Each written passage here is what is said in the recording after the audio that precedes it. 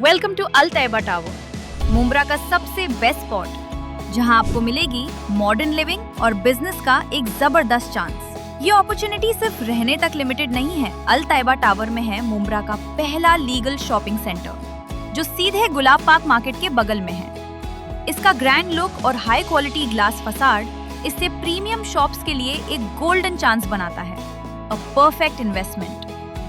ध्यान रखिए, residential flats available only for 100 elite customers. ये सिर्फ एक फ्लैट नहीं, ये है आपके लिए हाई क्वालिटी स्ट्रक्चर, जहां मिलेगी नेचुरल लाइट और काफी स्पेस।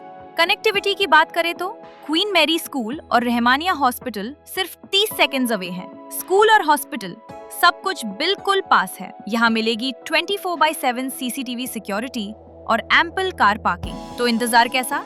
अपने सिक्योर फ्यूचर, कंफर्टेबल लाइफस्टाइल और स्मार्ट इन्वेस्टमेंट के लिए चूज अल तैयबा टावर। आपकी नई लाइफ यहीं से शुरू होती है। ज्यादा डिटेल्स के लिए हमारी वेबसाइट देखिए या अभी कॉल कीजिए। एकनाथ शिंदे ने उद्धव ठाकरे को दिया एक और बड़ा झटका।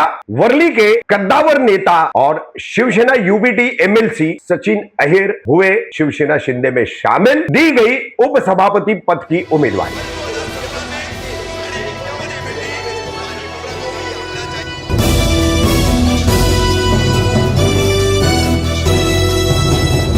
मैं रफीक कामदार हिंदुस्तानी रिपोर्टर में आपका स्वागत है। हाल ही में महाराष्ट्र की राजनीति में ऑपरेशन टाइगर से भूचाल मचाने वाले शिवसेना शिंदे गुट के पक्ष प्रमुख एकनाथ शिंदे, महाराष्ट्र के उप मुख्यमंत्री, इन्होंने एक और जोरदार झटका शिवसेना UBT के पक्ष प्रमुख उद्धव ठाकरे को दिया है। उन्होंने उनके एक बेहद करीबी नेता को जो है तोड़ लिया है और अपनी पार्टी में शामिल कर लिया है। ये करीबी नेता है विधान परिषद के विधायक MLC सचिन अहिर, जो वर्ली के कद्दावर नेता है, और उन्हीं के इलाके से आदित्य ठाकरे, युवा सेना के अध्यक्ष, ये विधायक बने हैं वर्ष 2024 में। आदित्य ठाकरे को विधायक बनाने में, चुनवाने में सचिन अहिर की प्रमुख भूमिका रही है। सचिन अहिर मंगलवार 30 जून को उन्होंने उप मुख्यमंत्री एकनाथ शिंदे के साथ जाकर विधान परिषद की उपसभापति पद के लिए उन्होंने नामांकन दायर किया, जिसका भी चुनाव होने जा रहा है। और उसके बाद वो उप मुख्यमंत्री एकनाथ शिंदे की गाड़ी में बैठे पार्टी ऑफिस गए। पार्टी ऑफिस से पार्टी प्रवेश करने के बाद उन्होंने मीडिया से बात की। तमाम वीडियोस हम आपको दिखा रहे हैं कि देखिए किस तरह से शिवसेना उद्धव ठाकरे का एक बड़ा नेता एकनाथ शिंदे की तरफ चला गया है। फिर एक बार राजनीति में एक बड़ा नाटकीय मोड़ आया है। हालांकि कुछ विधायकों के टूटने की ऑपरेशन टाइगर के बाद यह चर्चा थी कि ये विधायक टूटेंगे और अब जाएंगे शिवसेना शिंदे गुट में, मगर चर्चाएं कुछ और चली और हो कुछ और गया। बिल्कुल आदित्य ठाकरे और उद्धव ठाकरे के बेहद खास और करीबी माने जाते हैं सचिन अहिर, जो पहले राष्ट्रवादी कांग्रेस पार्टी में थे, फिर शिवसेना में आए। शिवसेना में उन्हें MLC बनाया गया। वर्ष 2028 तक वो MLC बने रहेंगे। अब ऐसे में ही कुछ अरसा पहले बताया जाता है कि उप मुख्यमंत्री एकनाथ शिंदे ने उन्हें ऑफर दिया था कि वो उनके साथ आ जाए, उनकी पार्टी में आ जाए, तो उन्हें विधान परिषद की उपसभापति पद की उम्मीदवारी दी जाएगी और उन्हें जिताया भी जाएगा। तो इस बाने के चलते आखिरकार सचिन अहिर यहां से वहां चले गए। अब इसके पीछे 2 से 3 बड़े कारण बताए जा रहे हैं। पहला कारण कि अब शिवसेना UBT के पास जो 6 MLC थे विधान परिषद के विधायक, उनकी संख्या और जो मौजूदा 20 विधायक है उनकी संख्या और अन्य लोकल बॉडीज की प्रतिनिधियों की संख्या अगर देखें तो भविष्य में दोबारा उनके MLC बनने के चांसेस जो है, आसार जो है, वो ना के बराबर थे। तो भविष्य की सोचते हुए सचिन अहिर ने यहां पर पाला बदलना मुनासिब समझा, ऐसा कहा जा रहा है। वहीं उन्हें जो ऑफर थी विधान परिषद के उपसभापति पद की, वो एक संवैधानिक और राजनीतिक तौर पर बड़ा पद है। तो बड़ा पद मिल रहा है तो क्यों न जाया जाए, ये भी एक उसके पीछे का कारण बताया जा रहा है। तो आखिरकार फिर एक बार उप मुख्यमंत्री एकनाथ शिंदे ने शिवसेना पक्ष प्रमुख ने यह झटका दिया है। अब इसके लिए उन्होंने कानूनी जानकारी पहले ही तैयार कर ली थी। कानूनी जो पेचीदगियां है उसकी स्टडी या उसका अभ्यास पहले ही कर लिया था। एंटी डिफेक्शन लॉ यहां पर लागू नहीं पड़ेगा, क्योंकि संवैधानिक तौर पर ऐसे बड़े पद पर विधानसभा अध्यक्ष, उपाध्यक्ष, विधान परिषद का अध्यक्ष, उपाध्यक्ष या सभापति, उपसभापति, ऐसे पद पर जो भी व्यक्ति होता है उसके खिलाफ एंटी डिफेक्शन लॉ लागू नहीं होता है। ऐसा 10 शेड्यूल का 8वां जो है उपछेद कहता है, सब कॉज जो है वो कहता है। अब साथ ही जिस वक्त सचिन अहिर एमएलसी बने तो उस वक्त उनका चुनाव चिन्ह तीर कमान ही था। तो चुनाव आयोग के हिसाब से असल शिवसेना एकनाथ शिंदे की है, तीर कमान चुनाव चिन्ह उन्हें दिया गया है। तो अब तीर कमान पर एमएलसी बने हुए सचिन अहिर तीर कमान वाली ही पार्टी में चले गए हैं। तो कानून विशेषज्ञ का कहना है कि इस तरह से भी वो किसी भी कानूनी प्रक्रिया में आते नहीं है या किसी भी कानूनी कार्रवाई के फंदे में उन्हें घेरा नहीं जा सकता। तो देखिए किस तरह से आज सचिन अहिर जो है वो शिवसेना शिंदे गुट में शामिल हुए और फिर मीडिया से उन्होंने क्या कहा है।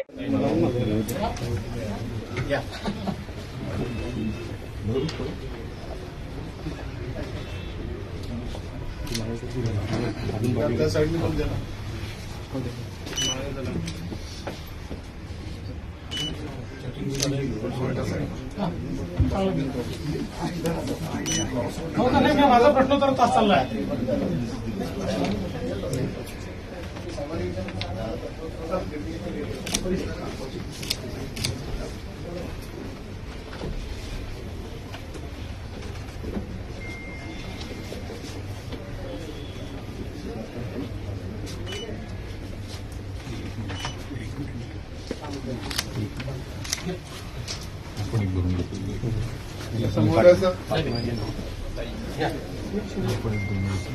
समोर सर, समोर। थँक्यू।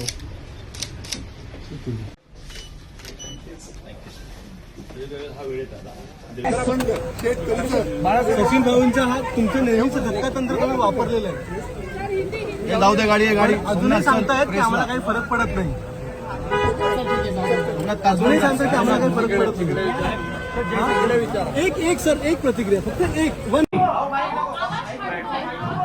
महाराष्ट्र राज्याचे माननीय मंत्री, माझे सहकारी, ज्येष्ठ बंधू आदरणीय प्रताप सरनाईकजी, आदरणीय विधानसभेच्या विधिमंडळातील ज्येष्ठ सदस्य आणि मला नेहमी मार्गदर्शन करणारे अशा आमच्या ताई नीलमताई गोरेजी, लोकसभेचे आदरणीय माझे सहकारी ओमराजे निंबाळकरजी, तरुण सहकारी आणि माझे मित्र आदरणीय डॉक्टर श्रीकांत शिंदेजी, गोकुळजी, सर्व माननीय आमदार आणि आजी माजी खासदार आणि लोकप्रतिनिधी आणि पक्षाचे प्रमुख पदाधिकारी देखील या यामध्ये आहेत।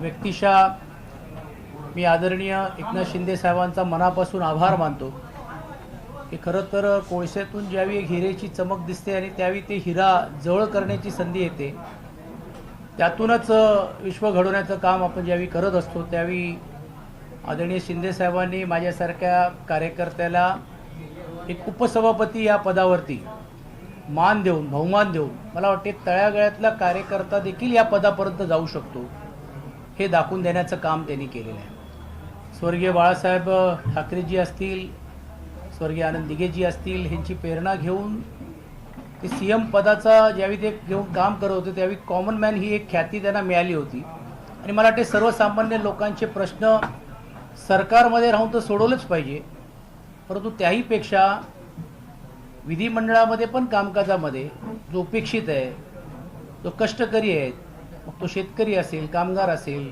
सर्वसामान्य वर्गाला पण देखील न्याय देण्याचं काम करण्याची भूमिका ही पुढच्या काळामध्ये त्यांच्या मार्गदर्शनाखाली, त्यांच्या नेतृत्वाखाली घेण्याची एक संधी मला या निमित्ताने मिळून दिलेली आहे।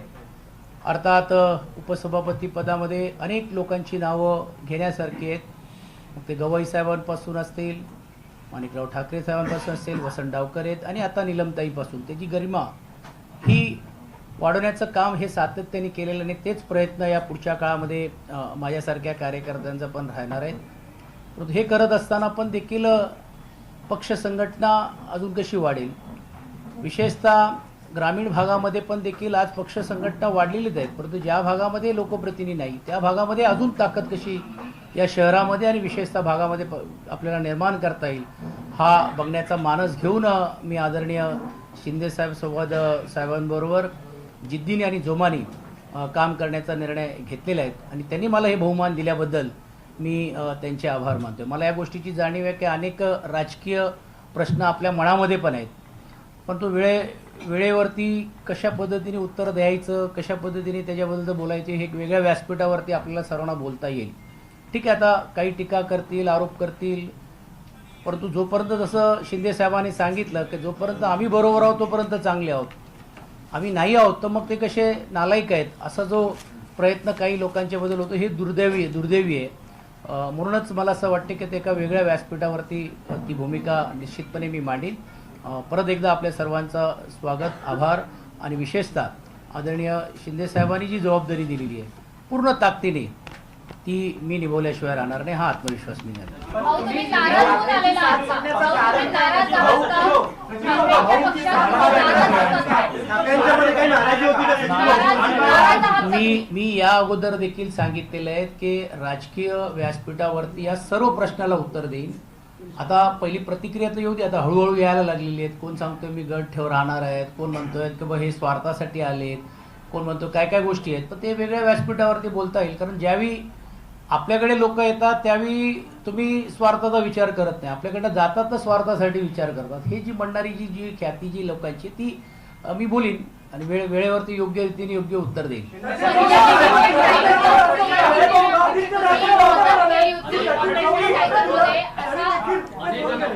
एक लक्षात ठेवलं पाहिजे की आदित्यजी असतील, उद्धवजी असतील, ह्यांनी जी जबाबदारी दिली शेवटपर्यंत ती जबाबदारी मी पार पाडण्याचं काम विधिमंडळामध्ये केलेलं आहे. आदरणीय शिंदेसाहेब पण त्या गोष्टीला साक्षीला आहे की एक पक्षाची ज्यावेळी भूमिका असते किंवा एक विचार असतो त्यावेळी आपण ती भूमिका ज्यासाठी आपण आहोत ते मांडण्याचं काम आपण करतोय. जिकडे अयोग्य वाटत आहे, जिकडे योग्य वाटलं असेल तर तिकडे शासनाचं कौतुक देखील केलेलं आहे.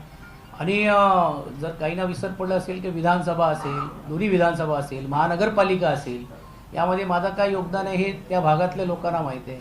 पुणे जिल्ह्याच्या 21 विधानसभेमध्ये पण देखील संघटना म्हणून घेऊन तिकडे काम करत असताना जी जबाबदारी आहे त्या कार्यकर्त्यांनाही देखील तुम्ही विचारलं तर ते समजेल. आता ठीक आहे, काही लोकांना असं वाटतं की आम्हीच आहोत बाकी कोण नाही, तशी भूमिका नाही.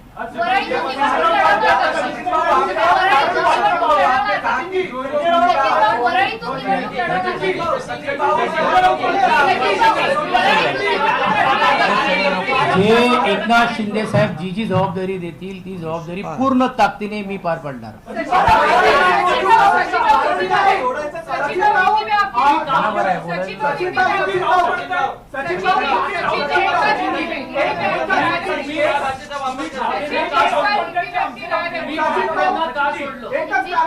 चला हे बघा, आज एक लक्षात घ्या की मी पक्ष कुठचाही सोडलेला नाही. ते तांत्रिक मुद्द्याबद्दल आपण वेगळ्या व्यासपीठावरती आपण बोलू. पण एक गोष्ट नक्की आहे की आज एवढ्या उपसभापती पदाची जर आज आदरणीय शिंदे साहेबांनी ही जबाबदारी दिल्यानंतर हे मला असं वाटतं माझ्यासारख्या कार्यकर्त्याला तो बहुमान आहे आणि तो बहुमान ठेवून मी पुढे काम करण्याचा अरे बाबा, जेव्हा ते मी आधीच सांगितलं, जेव्हा ते आमदार झाले तेव्हा आम्ही त्यांना मतदान केलेलं आहे, आम्ही आमचं कर्तव्य पार पाडलं त्यावेळेस. आणि ते तेव्हा आमदार झाले तेव्हा शिवसेना आणि धनुष्यबाण होता. आज शिवसेना आणि धनुष्यबाण आमच्याकडे आहे आणि ते शिवसेनेतच आहेत. तुम्ही काय म्हणताय सोडलं बिडलं काय, उगाच काय तरी सोडलं.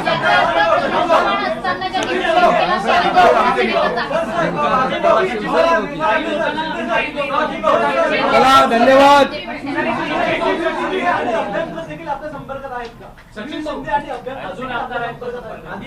अरे बाबा, आज फक्त सचिन अहिरांचं घ्या. काही लोकांना ठाकरे भेटत नाहीत म्हणून ते जातात, काही आदित्य भेटत नाहीत म्हणून जातात. तुम्ही तर दोघांबरोबर होता. नाही, माझा असा काही अनुभव नाहीये, ही गोष्ट स्पष्ट मी सांगतोय. पण मी जसं सांगितल्याप्रमाणे स्वर्गीय बाळासाहेब ठाकरे यांचा विचार घेऊन ज्या पद्धतीने शिंदे साहेब काम करतायत तो आकर्षण आहेतच ना, कोणीच न करताय. आणि हे माझ्या पुरतं नाहीये, खाजगीत जर तुम्ही अनेक लोकप्रतिनिधीला विचारलं तर ते तुमच्या सर्वांच्या लक्षात येईल. आणि मग असा नेता ज्यावेळी पुढाकार घेऊन एक जबाबदारी माझ्यासारख्या कार्यकर्त्याला देतो त्यावेळी तो विचार पुढे घेऊन जाण्याची जिद्द आणि दमक ही आमच्यामध्ये आणि आम्ही कामाने दाखवून दिलेलं आहे. आणि तुम्ही बघ काय होतो आता, तो मला राजकीय आज थोडा जरा संयम ठेवायचा आहे. काही लोकांनी जे आयुष्यात काही दगड उचललं नाही ते आता आम्हाला शिकवायला लागले तर कसं व्हायचं. अरे बाबा, त्यांनी काय सांगितलं आता आहे ना, ते कसे समोरून काय काय बोलतायत, काय काय आरोप, त्याच्यावर उत्तर देतील ते.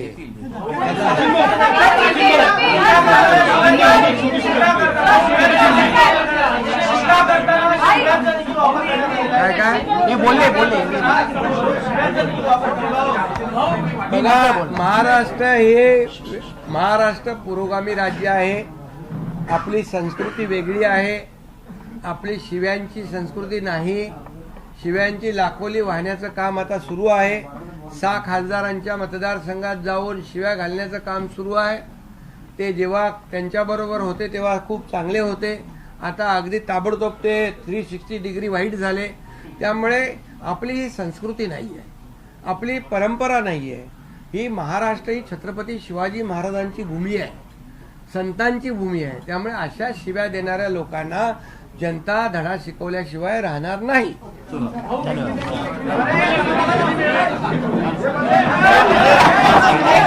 देखिए, जो जवाबदारी मुझे एकनाथ शिंदे जी ने दी है मैं पूरी ईमानदारी से निभाकर सभी समाज के लोगों को साथ में लेकर संगठकों को न्याय देने का मैं प्रयास करूंगा और एक इतने बड़े पद के ऊपर बिठाने का जो उन्होंने मुझे बहुमान दिया है उसका मैं बहुत बहुत स्वागत करता हूं और अभिनंदन करता हूं.